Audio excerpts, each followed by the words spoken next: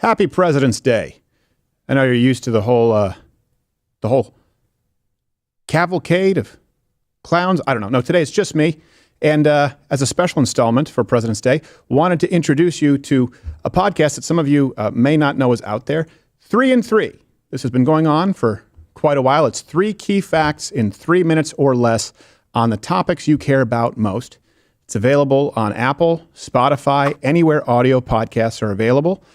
Please go, subscribe, leave a rating. It's designed to be a place to start with irrefutable facts and statistics. If you want to learn more, you can peruse the references for each specific episode or facts therein at 3keyfacts.com so you can follow along. There are going to be a couple new installments today, which will be put on audio, specifically in relation to George Washington and Birthright Citizenship, along with a video version of the 2 most popular installments yet. 3 and 3. It doesn't cover everything, but it's a damn good place to start. George Washington, our first president. Key fact number 1. George Washington's reluctancy to the presidency and his walk away from power. Unlike many kings, emperors, or leaders of the past, George Washington was both reluctant to become America's first president and, despite his immense popularity, opted to limit his tenure as president to 2 terms, voluntarily walking away from power. This set the stage for policy for future presidents, though it would not become official law until the ratification of the 22nd Amendment in 1951. In a 1789 letter to Henry Knox, Washington expressed trepidation and humility, stating, "I can assure you that my movements to the chair of government will be accompanied with feelings not unlike those of a culprit who is going to the place of his execution. So unwilling am I, in the evening of a life nearly consumed in public cares, to quit a peaceful abode for an ocean of difficulties, without that competency of political skill, abilities, and inclination which is necessary to manage the helm." Key fact number 2. George Washington despised slavery. Although George Washington inherited slaves at an early age and maintained ownership of the slaves throughout his lifetime, his views toward the institution of slavery changed dramatically over the years. Following the American Revolution, Washington ceased the buying or selling of slaves, convinced his wife to give up her slaves, and upon his death, freed 123 slaves per his will. Furthermore, the slaves that were too elderly or unable to care for themselves were actually to be cared for by Washington's estate in perpetuity. Even more, Washington's most trusted confidant during the Revolutionary War was an enslaved man named Billy Lee, and many believe this played a large influence. Key fact number 3. Washington's farewell address. Each year to this day, George Washington's 1796 farewell address is read aloud in the United States Senate as a reminder of Washington's vision for America. In his letter to friends and citizens, Washington warned of the threats that regionalism, factionalism, and foreign intervention would continually pose to our constitutional republic, which was necessary for you, the people, to preserve, regardless of who was in the White House. The basis of our political systems is the right of the people to make and to alter their constitutions of government.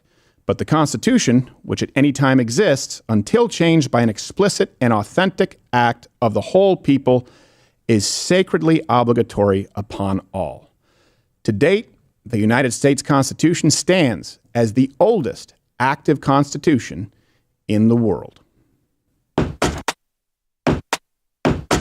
Birthright citizenship. Key fact number 1. The basis of birthright citizenship is the Constitution. Per the 14th Amendment, all persons born or naturalized in the United States and subject to the jurisdiction thereof are citizens of the United States. Which brings us to key fact number 2. Birthright citizenship was never intended to extend to the children of illegal aliens. Now, while proponents of unrestricted birthright citizenship argue that the intent of the 14th Amendment is to grant citizenship to anyone born on American soil, the original drafter of the 14th Amendment jurisdiction clause, Michigan Senator Jacob Howard, made it clear that the 14th Amendment was expressly not meant to apply to anyone simply on the basis of being born on U.S. soil. He stated, jurisdiction, as here employed, ought to be construed so as to imply a full and complete jurisdiction in extent and quality as applies to every citizen of the United States now. Gentlemen cannot contend that an Indian belonging to a tribe, although born within the limits of a state, is subject to this full and complete jurisdiction of the United States. Illinois Senator Lyman Trumbull further clarified, it cannot be said of any Indian who owes allegiance, partial allegiance if you please, to some other government that he is subject to the jurisdiction of the United States. The only Supreme Court case on birthright citizenship, one which is often misconstrued, is United States versus Wong Kim Ark. The ruling states that birthright citizenship can be extended to children of non-citizens, but only if they are legal permanent residents. Key fact number 3. The fallout and cost of the misinterpretation of birthright citizenship. According to the Center for Immigration Studies, in 2023, there were 225 to 250,000 babies born to illegal immigrants, which accounts for 7% of all births that year in the United States. Now, in addition to the complication of birth tourism, the national number of children born annually to illegal aliens is larger than the number of births in any single state other than California or Texas. In the LA metro area alone, more babies are born annually to illegal immigrants than the total number of births in 14 separate states and D.C. These anchor babies cost the United States taxpayer $70 to $90 billion per year. The gender wage gap myth. Key fact number 1. The origin of the often cited 77 cents on the dollar statistic. The commonly cited statistic that females earn 77 cents on the dollar compared to males for the same work comes from a 2011 U.S. Census Bureau report that stated, in 2010, the female-to-male earnings ratio of full-time year-round workers was 0.77. Now, this statistic has been widely parroted by those in media, academia, and even in a 2012 summer campaign ad for Barack Obama during his second-term run for White House. This famous statistic, however, merely and broadly compares the salaries of all working men and all working women in all fields. Make no mistake, when you hear the 77 cents on the dollar statistic cited, this is that to which they are referring. Key fact number 2. There is no wage gap when accounting for job choice and education. A study by Forbes found that when accounting for performing the same job, same experience and qualifications, the wage gap between male and female workers completely disappears. And according to a study out of New Zealand and Australia, when it comes to high-earning careers, women actually earn more than men. The more this field was studied, the more apparent it became that the wage gap is largely, if not entirely, explained by the choices workers make. For example, Harvard study found that men are 83% more likely to take overtime than their female counterparts. Men also take 48% fewer unpaid hours off than women. When adjusted for these relevant parameters, the wages paid for comparable time and effort worked have been found to be consistently comparable, regardless of sex. Key fact number 3. Over 90% of workplace deaths are men.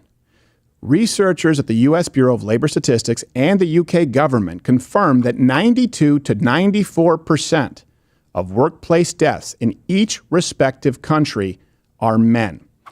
Contrary to the opaque statistical manipulation that can take place in comparing wages, the loss of life in the workplace is quantifiable, documented, irrefutable, and tragic. Gun crime. Key fact number 1. Higher gun ownership correlates directly with lower gun crime. Gun-friendly areas are the safest in America. According to the Crime Prevention Research Center and Columbia University study, 2% of U.S. counties account for 56% of all murders, and nearly all high murder counties have a major city with a Democrat mayor. This is also true of overall gun prevalence, with a study from crime research in the University of Chicago and John Lott showing that 94% of all mass shootings since 1950 have occurred in gun-free zones. Key fact number 2, the number of homicide deaths from firearms each year. You are far more likely to die from an unintentional or accidental death than be murdered with a firearm. According to the CDC, between 2018 and 2022, there were an average of 17,673 homicides from firearms each year. In other words, you are 20 to 25 times more likely to die from an accidental injury, a fall, a car crash, or poisoning than be murdered with a firearm. Key fact number 3. The number of defensive uses of firearms each year. Defensive firearm uses far outweigh firearm homicides. According to nationalacademics.org, almost all national surveys estimate annual defensive uses of firearms ranging from approximately 500,000 to more than 3 million. Indicating defensive gun uses by victims are at least as common as offensive uses by criminals, if not far greater. In 2021, Georgetown University performed the most comprehensive study ever conducted on the issue and concluded that roughly 1.6 million defensive firearm uses occur in the United States every single year. This has been a video presentation of 3 and 3. I'm Stephen Crowder, because I have to say that in the audio version, where you should go and listen to all of the installments. If you want to learn more, you can peruse the references for these specific shows at 3keyfacts.com, or of course, tune in to the 2-hour-long daily show, Louder with Crowder, weekdays at 10 a.m. Eastern, right here on Rumble, or if you still watch on YouTube, or podcasts, where you can also get 3 and 3. Subscribe. Happy Presidents